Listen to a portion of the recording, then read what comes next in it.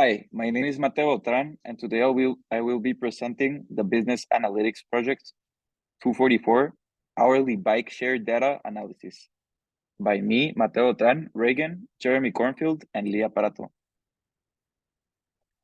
All right, our story begins with Greg, a young politician living in Washington, D.C., who commutes to his job at a Capitol building using his subscription to a bike share app from Monday to Friday. He's expecting a visit from his nephew Nemo, who's taking a trial living in DC to see if he likes it. He will be living in DC from October 20, 2012 to November 29, 2012.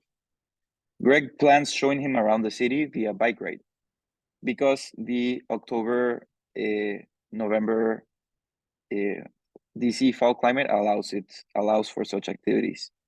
However, later in the week, there are forecasts for a hurricane that will potentially hit most of the United States East Coast. What will happen? Let's see. So, our story begins on a Friday evening at 5 p.m. Greg and Nemo meet at a bus station. Greg is wearing a suit, came right from work, and is standing near two bikes. He goes into his phone and selects Begin on his bike share app after scanning the QR codes on the bikes to register his rides. He grabs Nemo's backpack, throws it on his back, and says, "To home we go." Nemo thinks it's funny that there are so many people in suits riding bikes at this hour. He never sees this in his small town of Scranton, Pennsylvania. "Is this something you see on a regular basis?" he asks. And Greg answers, "Well, I commute to my job at the Capitol building using my subscription to the bike share app from Monday to Friday." And now let's discuss our first finding. Many other registered users also use the bike share to commute to their jobs. And we know this because when we look at the graph, we are comparing the casual riders versus the registered riders. This is a sum of the total throughout years 2011 and 2012. And we're given weekday 0, 1, 2, 0 being Sunday, 1 being Monday. And it goes all the way to 6.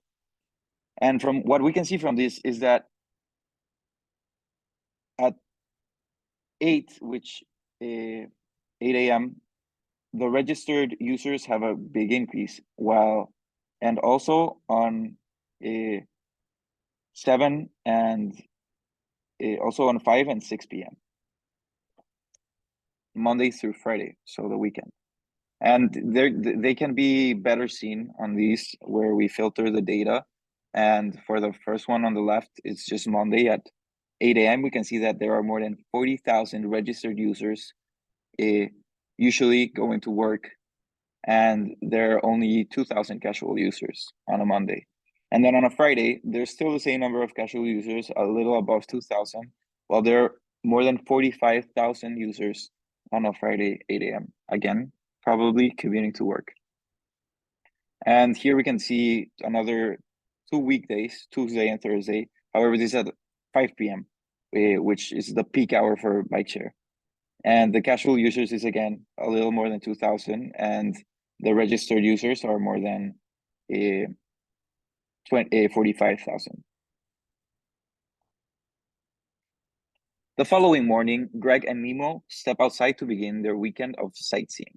They wander around to find available bikes, but struggle to locate any that aren't being used. They walk east 4 blocks to a less busy area in Greg's neighborhood. And Nemo asks, "Uncle Greg, where are all the bikes?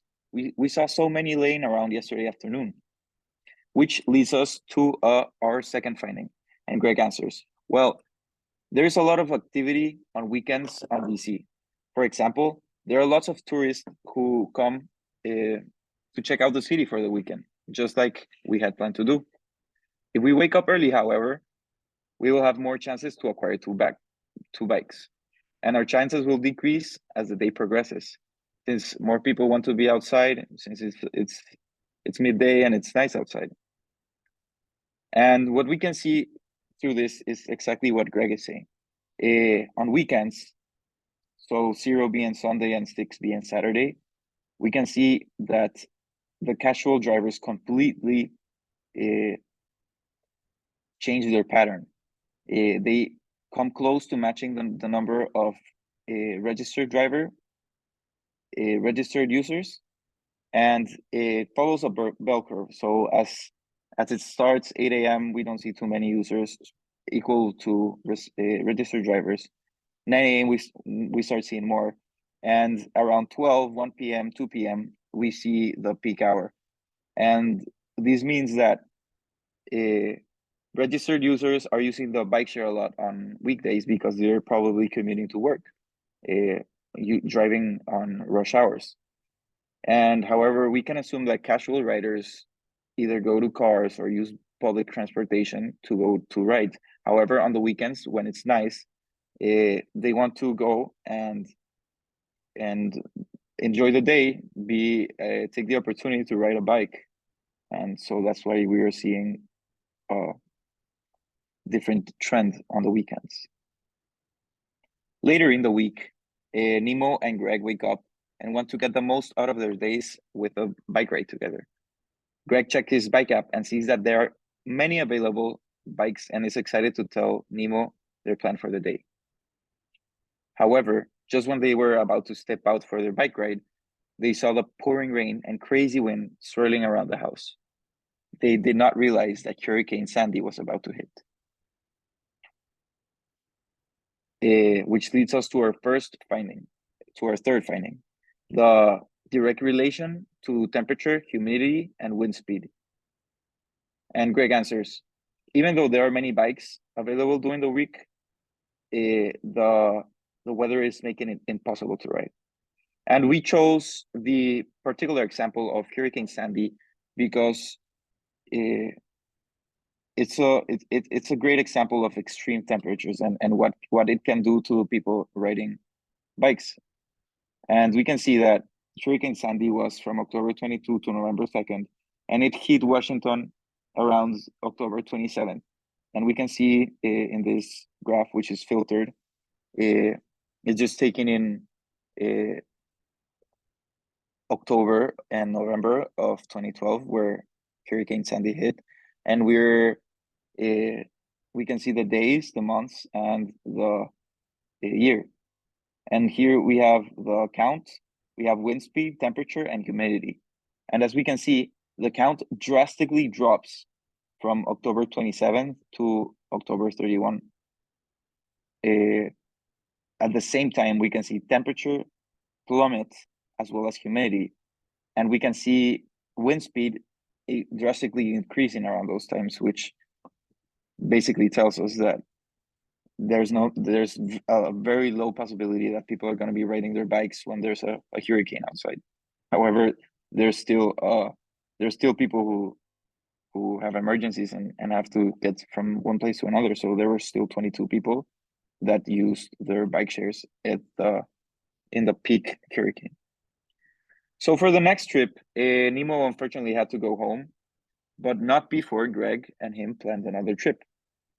And Greg said that summer is the best time to come visit me because the weather is the best and a lot of bikes will be available and they will have a lot of fun.